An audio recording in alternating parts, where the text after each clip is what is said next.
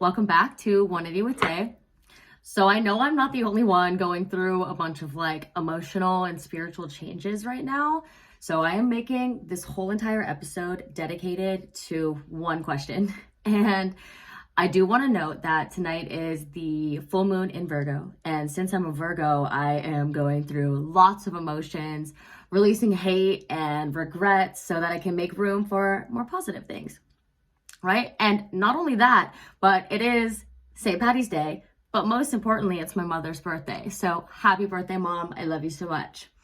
Okay, so as always, 180 with Tay is focused primarily on alcoholic consumption, right? But there are so many other things that contribute to our mental health and, our well-being, but alcohol is just when it's depended upon, it makes all of those factors worse. So it makes all of the good things bad and all of the bad things worse. So that's why alcohol is the primary focus of this podcast. Plus, we all drink or have drank or know somebody that drinks. So it's a really easy subject to relate to and also resonate with, right? So for this episode, I want anybody with some feedback or input to reach out to me at 180 with Tay on literally any platform. And because I would just really love to know what your thoughts are on this subject. So when it comes to drinking, I have obviously learned tons about myself on many, many different levels. And it's obviously a never-ending cycle of learning and improvement, right? You never stop growing, you never stop improving. Or at least that's the goal, right? So we do have to pay attention to the way that the world responds to the changes that we make. And our bodies just have so much to tell us, and our environments do too, and weird synchronicities will confirm those things that need to be changed or that you are changing. So I have an interesting concept that I want to talk about today. And it's something that's definitely up for debate, but I firmly believe what I'm going to say. And it's interesting because everyone reacts to everything differently, right? No two people are the same, not even twins, right? And everyone has separate reactions to different interactions, altercations, substances, anything. It could literally be anything, right? Adrenaline. So you see what I'm saying, right? In turn, everyone interacts with the universe differently as well, or whoever you look to for your power source, right? Your higher power. All of our experiences have been so diverse through life that there's no way that we could all have the same relationship with whatever higher power that is. For me, it's the universe. So when I say the universe, just take it for what it is for you, right? So here is my food for thought for tonight. There's two types of people in this world. One that believes in coincidences and one that does not. Okay?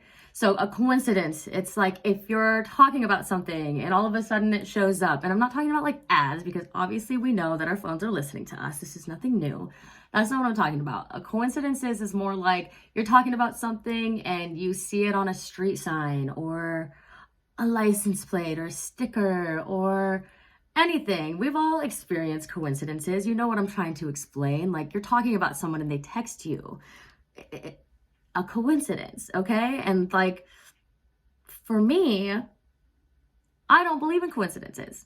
I do not believe that a coincidence is a thing. I just think it's a good way to explain it. I believe instead of just a random occurrence of events, that these are messages from whatever power, for me, the universe, that you're going in the right direction.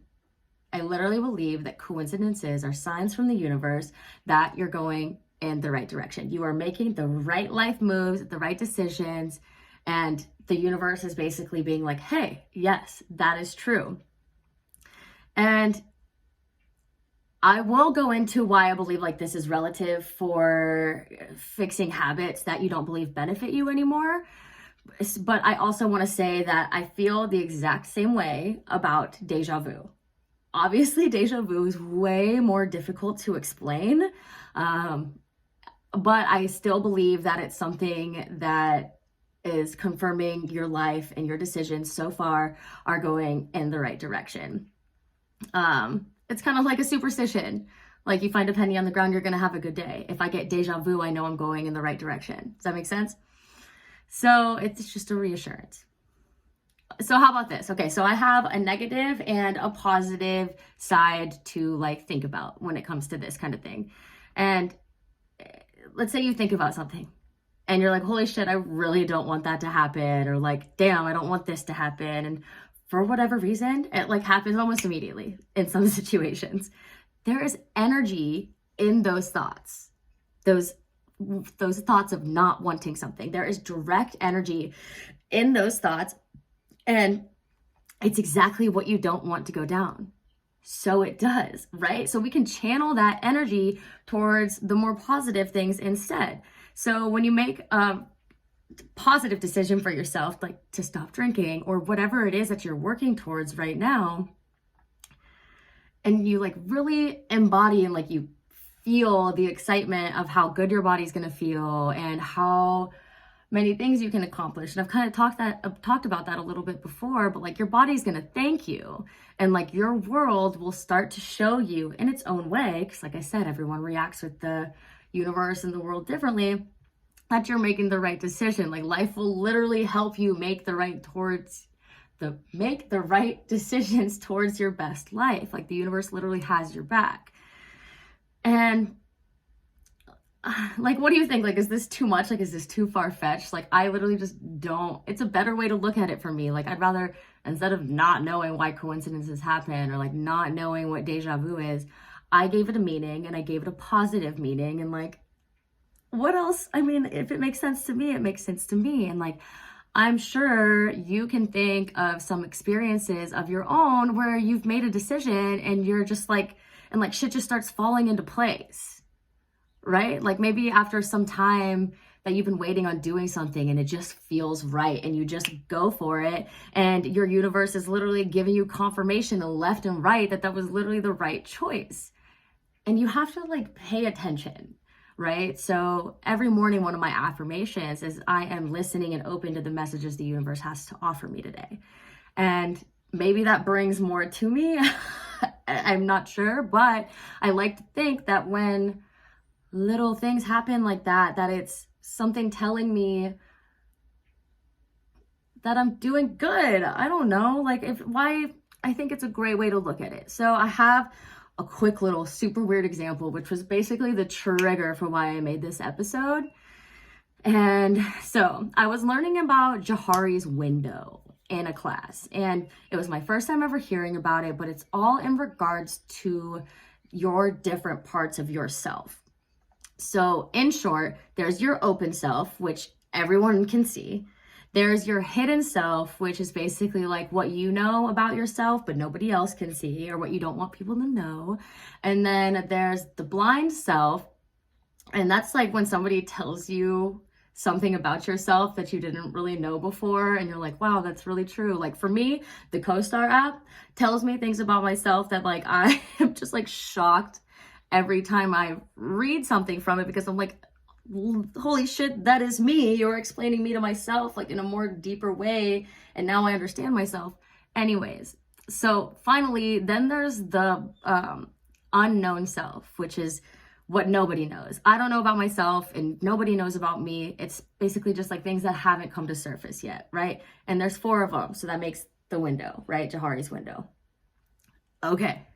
So then once I was reading about that, I kind of wanted to like get into like, who am I? What do I not know about myself that I need to know?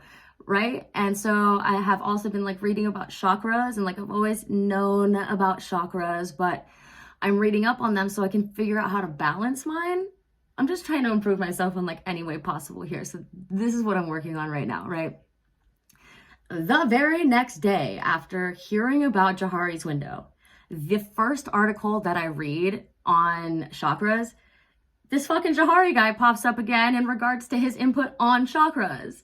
And like, it may not seem like a big deal, but it was something so small from some dude that I'd never heard of, that it was so, it's two different subjects. I mean, I know they're pretty related, but it was a coincidence.